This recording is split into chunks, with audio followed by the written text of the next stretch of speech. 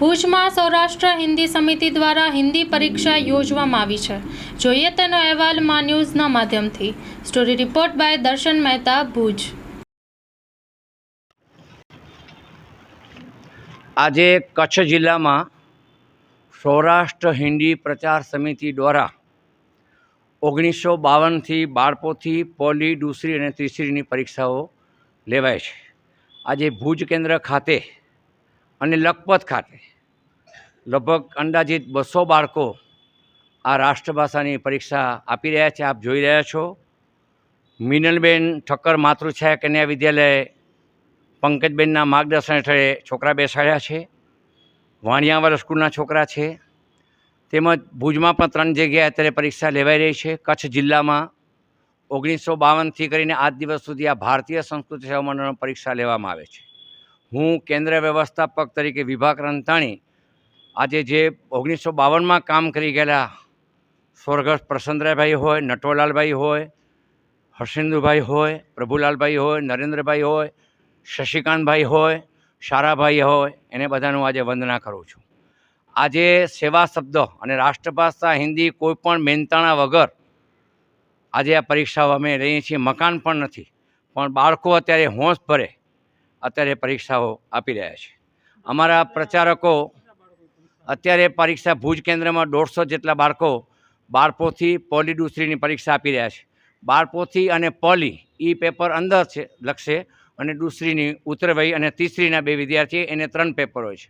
અમારા પ્રચારકો જે વર્ગો ચલાવે છે એવા આશાબેન છે, પારુલબેન છે, હસમુખભાઈ છે, ભાસ્કરભાઈ છે, તમામ બહેનો રાત દિવસ કામ કરે છે. લીલાધરભાઈ ભીંડે રામોટી તરફના ટ્રસ્ટી તરફથી બાળકોને આજે પ્રોત્સાહિત કરવામાં આવશે અને શીલાબેન સોમપુરા તરફથી પણ અહીંયા પ્રોત્સાહિત કરવામાં આવશે. પરીક્ષા હોંશભરે બાળકો આપી રહ્યા છે.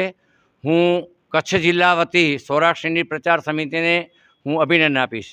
તેમજ એટલું જ નહીં, પહેલે નોરતે 111 છોકરીને 40 બટુકોનો અમે ગુરુપૂજન અને 2 દિવસ સંસ્કૃત ગરબા, જયતુ સંસ્કૃતમ વદતુ સંસ્કૃતમ. આજે 50 વર્ષથી હું આ કામ કરી રહ્યો છું, ત્યારે મને ભુજની પ્રજાનો પૂરેપૂરો સરકાર અને અમારા પ્રચારકો, અમારા બેન જયશ્રીબેન હાથીના માર્ગદર્શન હેઠળ અમે નવરાત્રિની પણ ઉજવણી કરી રહ્યા છીએ. એટલે આપણા માધ્યમ દ્વારા આજે હું નવરાત્રિની પણ શુભકામના પાઠવું છું. એટલું જ નહીં, લીલાધરભાઈ ભીંડે પણ હમણાં જ આવી પહોંચ્યા છે, એ પરીક્ષાની પણ મુલાકાત લેશે.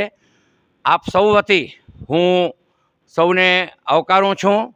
અને આજે પદયાત્રા જાય છે એમાં જામનગરવાળા પણ નરસિંહ મહેતા કેમ્પ જે હરેશભાઈ વ્યાસ અને પારુબેન કરી રહ્યા છે, એમાંય પણ મેં સેવા આપશું.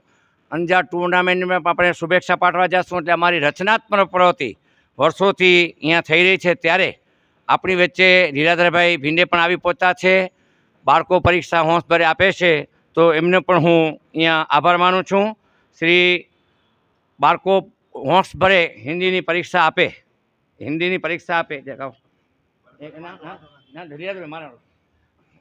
બાળકો હોંશભરે હિન્દીની પરીક્ષા આપી રહ્યા છે. અને હિન્દીના બાળકોને આજે પ્રોત્સાહિત લીલાધરભાઈ ભીંડે પોતે આજે અહીંયા કરી રહ્યા છે. બાળકોને બોલપેનો, સીસપેનો અને બાળકોને બિસ્કિટ સીગે આપવામાં આવશે. બાળકો હોંશભરે પરીક્ષા આપી રહ્યા છે. આજે પરીક્ષાની મુલાકાતે, કારણ કે પરીક્ષા ઉદ્ઘાટન કેવું નથી, મુલાકાત વખતે પણ લીલાધરભાઈ આવ્યા છે, એમનો હું અંતકરણપૂર્વક આભાર માનું છું. અમારા પ્રચારકો બધાનો આભાર માનું છું. બાળકો હોંશભરે પરીક્ષા આપી રહ્યા છે, આપ જોઈ રહ્યા છો. જય હટકેશ, જય અંબે.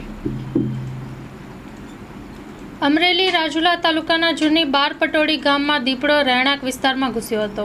શ્વાન ઊંઘતો હતો અને પાછળથી દીપડો આવી શ્વાનનો શિકાર કર્યો હતો. દીપડો ધીરે ધીરે શિકાર કરવા માટે પહોંચ્યો હતો. દીપડાએ શ્વાનને બચકું ભરી દબોચી લીધો હતો, જેનો લાઈવ સીસીટીવી કેમેરામાં કેદ થયા છે. સીસીટીવી સોશિયલ મીડિયામાં વાયરલ થતાં ગ્રામજનોમાં ફફડાટ ફેલાયો છે. Story report by Yogesh Kanabar, Rajula. Keshod તાલુકાના માણેકવાડાની ઘટના છે. કેશોદમાં પુત્રની સ્કોલરશીપ માટે દાખલો મેળવવા જતાં મહિલાની લાજ લૂંટાઈ. કેશોદ પોલીસે માણેકવાડાના શખ્સ વિરુદ્ધ બળાત્કાર, એટ્રોસિટી અને ધાક ધમકીનો ગુનો નોંધ્યો છે. Story report by Jagdish Yadav, Junagadh.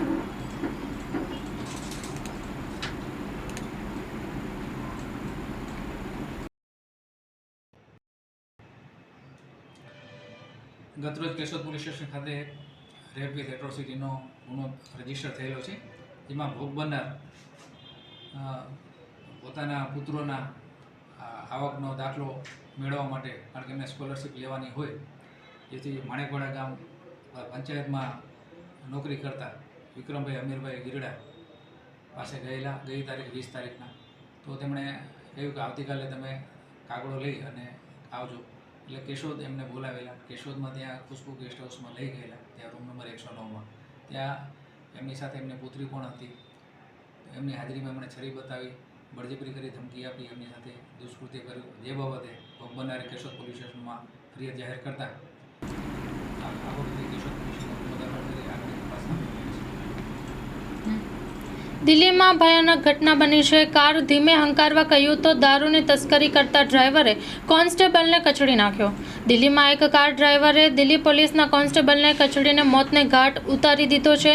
આ દરમિયાન કોન્સ્ટેબલને 10 મીટર સુધી ઢસેડવામાં પણ આવ્યો હતો અને ત્યારબાદ બીજી કારમાં ટક્કર મારી દીધી હતી. કાર ડ્રાઈવર દારૂની તસ્કરી કરતો હોવાનો ખુલાસો થયો છે.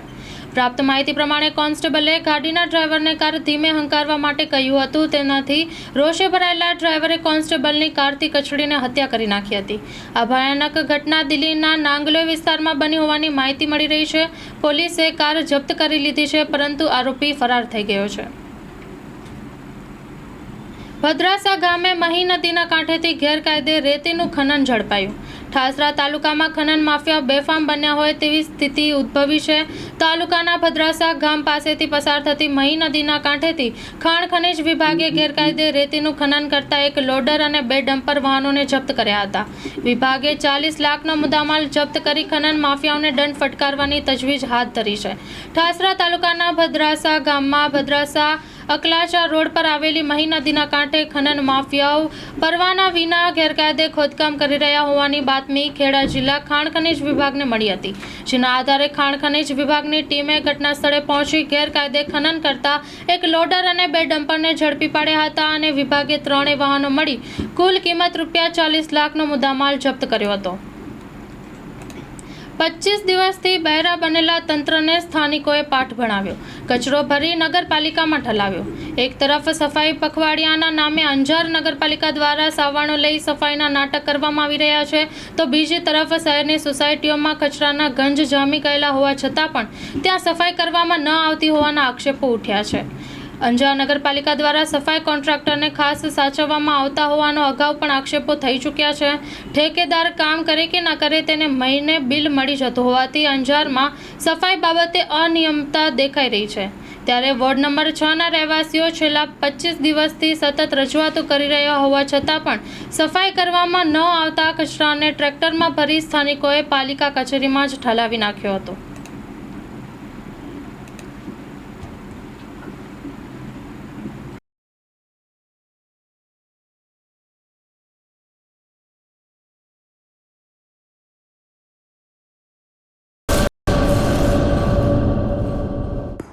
હેલો નખત્રાણા, તો કેમ છો બધા? તો હવે ફૂડ મહોલ્લા આવી ગયો છે નખત્રાણામાં. શું તમને ખબર છે? ઓલ ઓવર ઇન્ડિયામાં પણ ફૂડ મહોલ્લાની ઘણી જ બધી બ્રાન્ચો આવેલી છે. અને હા, આપણા કચ્છમાં પણ ભુજ, ગાંધીધામ, માધાપર અને નખત્રાણામાં પણ આવેલી છે. અને અહીંયા કને ઘણી જ બધી કોમ્બો ઓફર અવેલેબલ છે. અને એની સ્ટાર્ટિંગ પ્રાઇસ ખાલી 99 છે. યસ,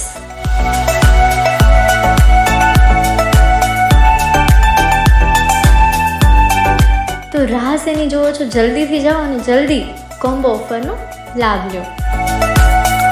તો તમે પણ અહીંયા કને એક વખત જરૂર વિઝિટ કરજો.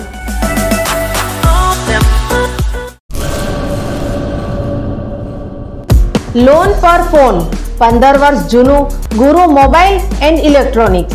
દરેક કંપનીના જૂના અને નવા મોબાઈલ લોન ઉપર મળશે અને ઇલેક્ટ્રોનિક્સ આઇટમો ફ્રીજ, ટીવી, વોશિંગ મશીન. ગુરુ મોબાઈલ એન્ડ ઇલેક્ટ્રોનિક્સ, સંતોષી માતાના મંદિર પાસે અને અમારી અન્ય બ્રાન્ચ ગુરુ મોબાઈલ પોઈન્ટ આભા હોટલ નીચે, પેટ્રોલ પંપ સામે, ભુજ. તો મેળવો લોન પે ફોન અને તમામ ઇલેક્ટ્રોનિક્સ એપ્લાયન્સીસ.